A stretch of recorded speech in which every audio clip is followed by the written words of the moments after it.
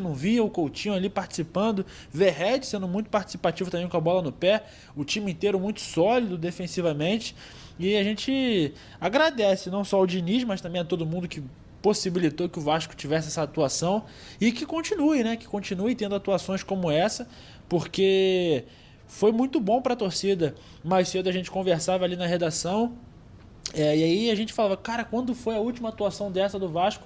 A gente demorou um pouquinho. Eu lembrei, do ano passado teve aquele Vasco e São Paulo, que foi 4-1 pro Vasco, mas não foi tão boa a atuação quanto o sábado, porque o São Paulo fez um gol, o time do Vasco deu alguns espaços, foi uma trocação.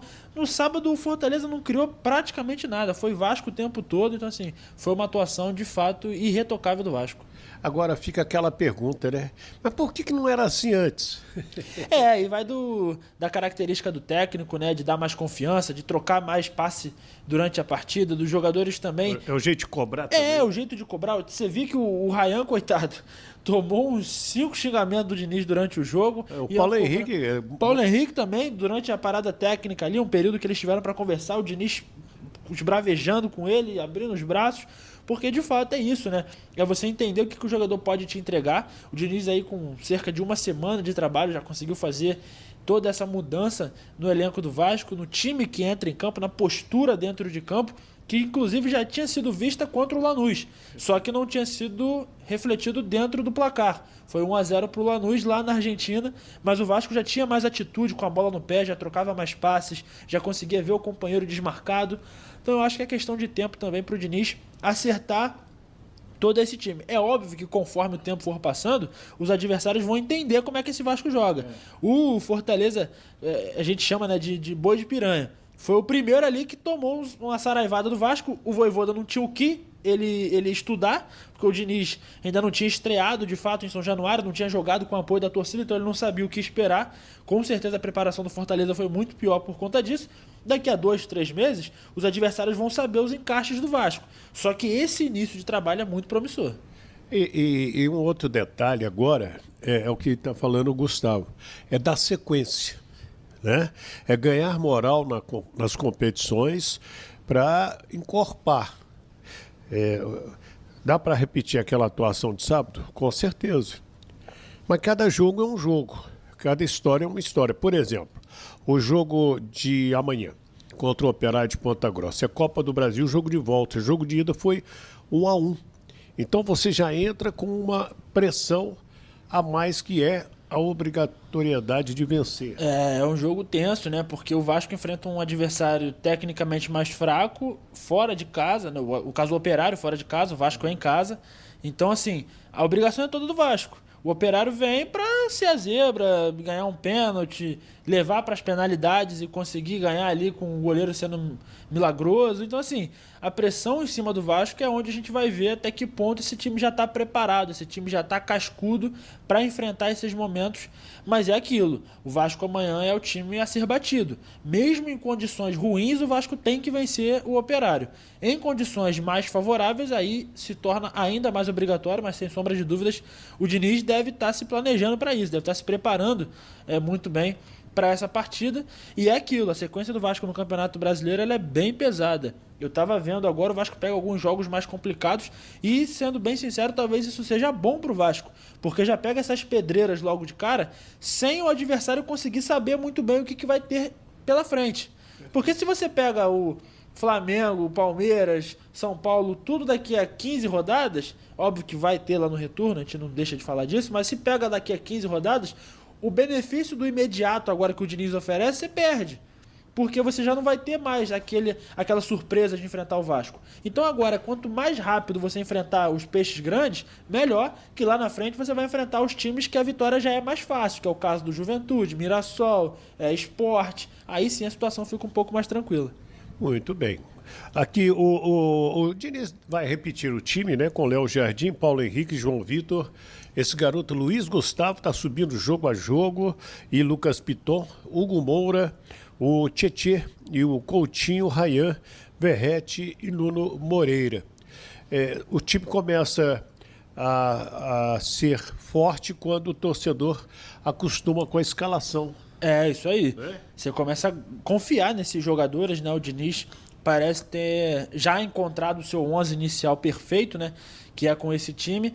Óbvio que pode ter alguma outra mudança nesse meio do caminho, mas a base do time é bem parecida com o que vai continuar, porque são os melhores jogadores que já estavam nas suas melhores fases. Um ou outro ali talvez volte e alcance ali um desempenho melhor. Mas é aquilo, é todo mundo entregando o máximo todo jogo. Igual você falou, Luiz Gustavo. O Vasco contratou 3 zagueiros no início do ano, Maurício Lemos, Lucas Freitas e Lucas Oliveira. E quem tá dando conta é um menino de 19 anos que já estava no Vasco em janeiro. Então, assim, a gente vê como é que a diretoria também talvez tenha tido ali um pouco de inconstância nessas contratações, porque quem está resolvendo é um menino que já estava ali, já poderia estar sendo mais valorizado há um tempo, e as contratações que foram feitas, é óbvio que não são descartáveis, mas não estão entregando aquilo que era esperado. Então, assim, olhar mais para a base, até um assunto que a gente vai debater daqui a pouquinho, né, do transfer ban, é a hora do Vasco focar no sub-20, no sub-17, ver, garimpar aquilo ali que tem muito garoto bom na base do Vasco hoje. Bem colocado. Do transfer ban, a gente já entra nesse assunto, porque a FIFA comunicou ao Vasco que ele não pode contratar, porque o Nantes está cobrando na FIFA uma dívida vascaína do Adson. E o Vasco diz que, por enquanto, como a janela está fechada e a janela só reabre em julho, não traz qualquer prejuízo neste momento. Mas o jurídico já vai conversar com o Nantes, porque o Vasco está numa recuperação judicial. Então, tecnicamente, funciona desta maneira. E eu concordo contigo. Se você tem um time mais encorpado, você bota a meninada e a meninada vai jogar. O problema é quando a meninada tem que decidir. É isso aí.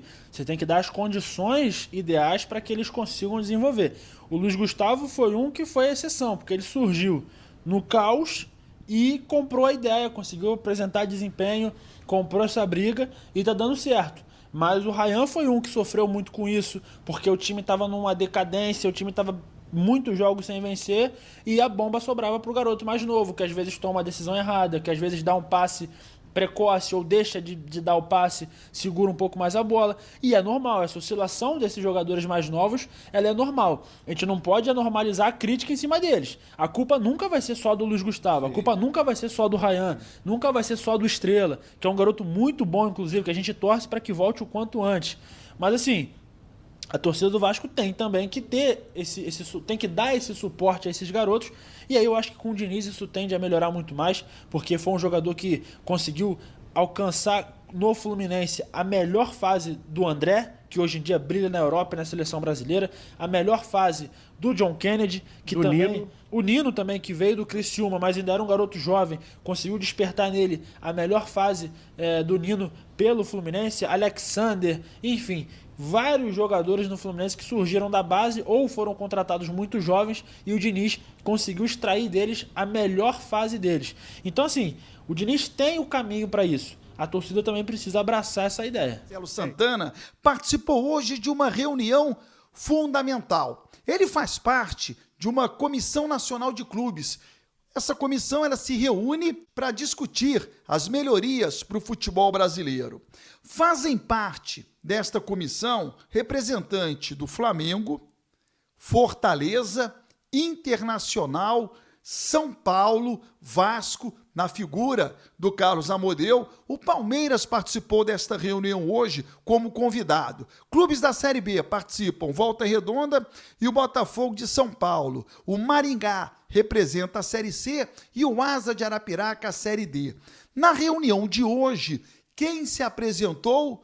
Samir Chaldi, o próximo presidente da CBF. Ele será eleito no domingo. E hoje aproveitou esta reunião que foi feita de maneira híbrida com a participação do Carlos Amodeu. O Samir se apresentou aos clubes. É o primeiro contato que o CEO da Vasco SAF tem com o presidente da Federação de Roraima e que vai ocupar o cargo de presidente da CBF. Ele será eleito no próximo domingo e já na segunda-feira assume a cadeira. Importante, Vasco estar presente nessas reuniões, se fazer representado, né? É importantíssimo, o Carlos Amodeu teve este contato, bola dentro.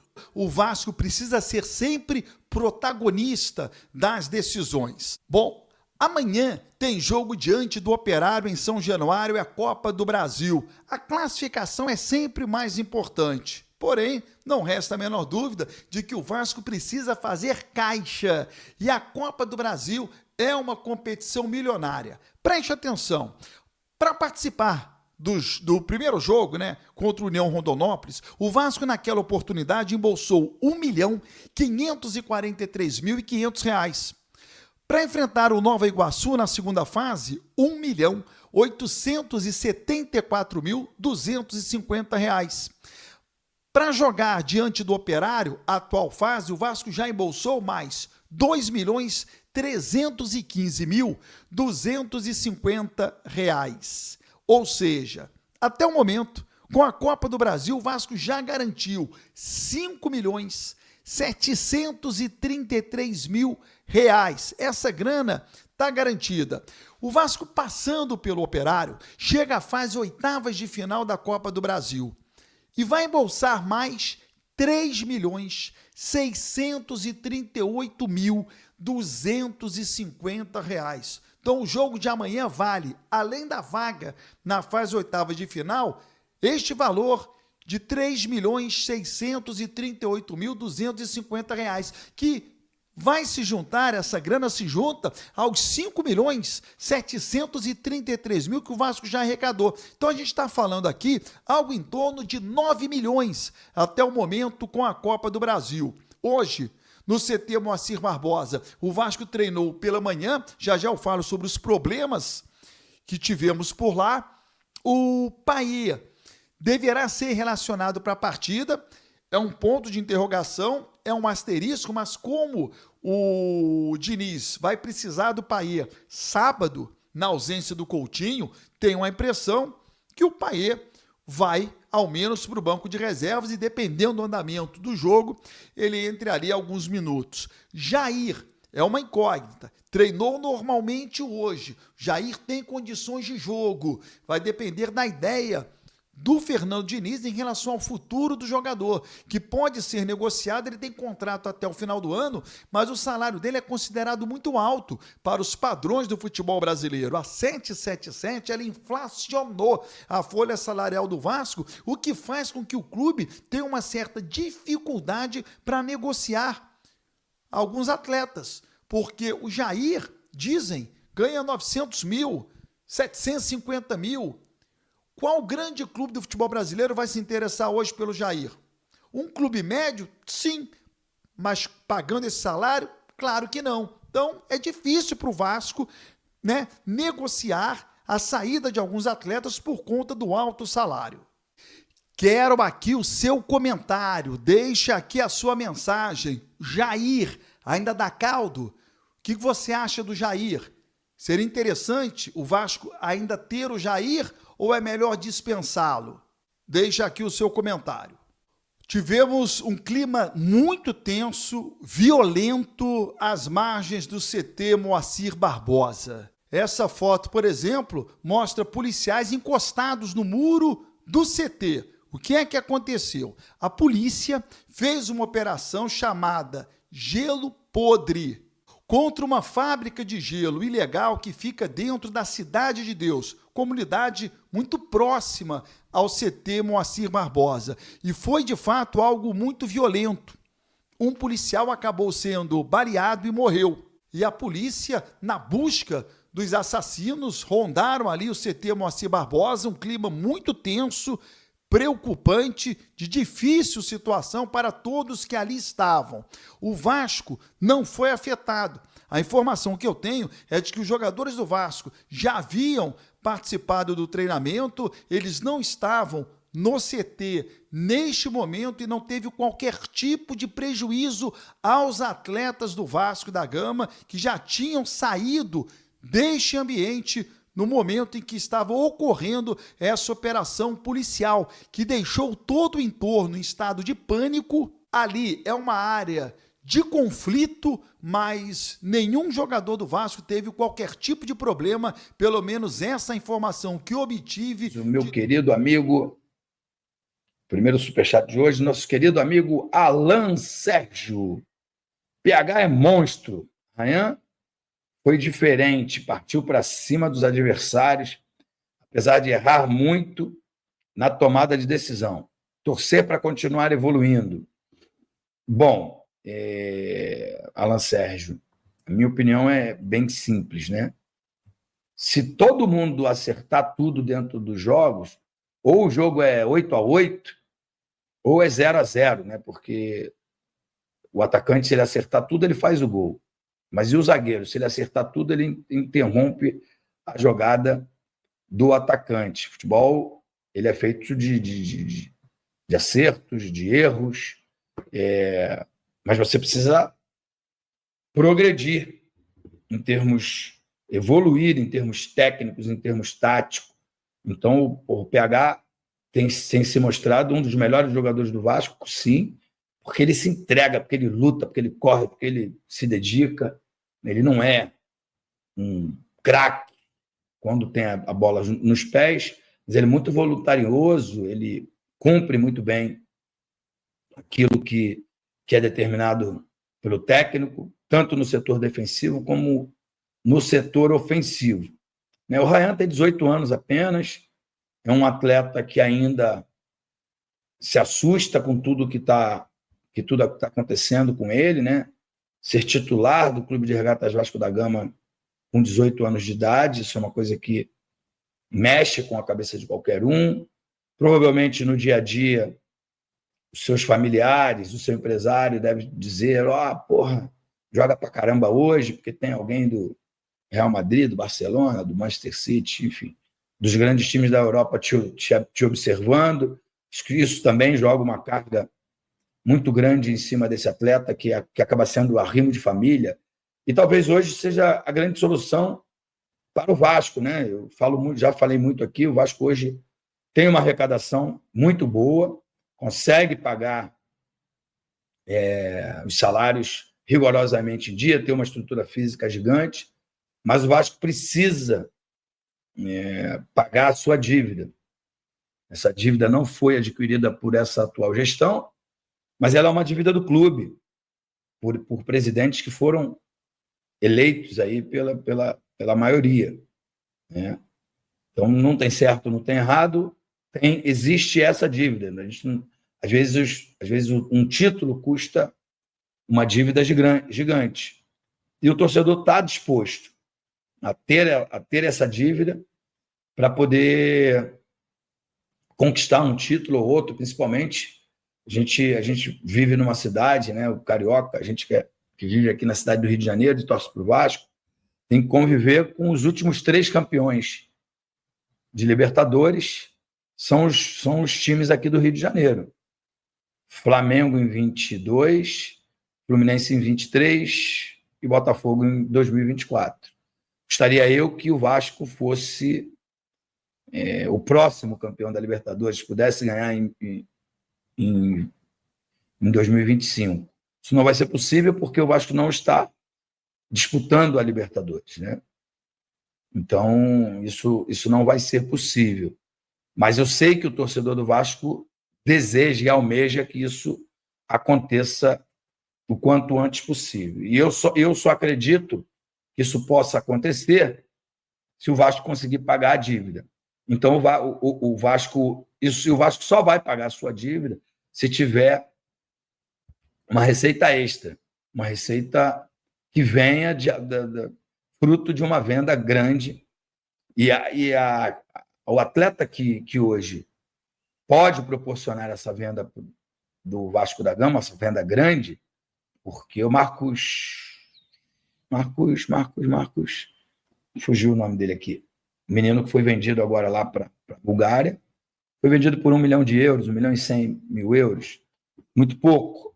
Isso vai ajuda na receita, mas não paga a dívida, né? O Ryan tem a multa altíssima, é possível que seja vendido ali por 20, 30 milhões de euros, Isso aí faz com que o Vasco receba 150, 180, 200 milhões de reais.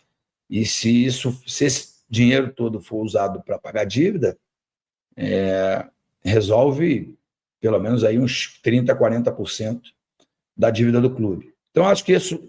Não sei, o pessoal que está chegando agora não está entendendo muito o contexto, só para responder a pergunta do Alan Sérgio, para que a gente tenha um pouco mais de paciência com o Rayan.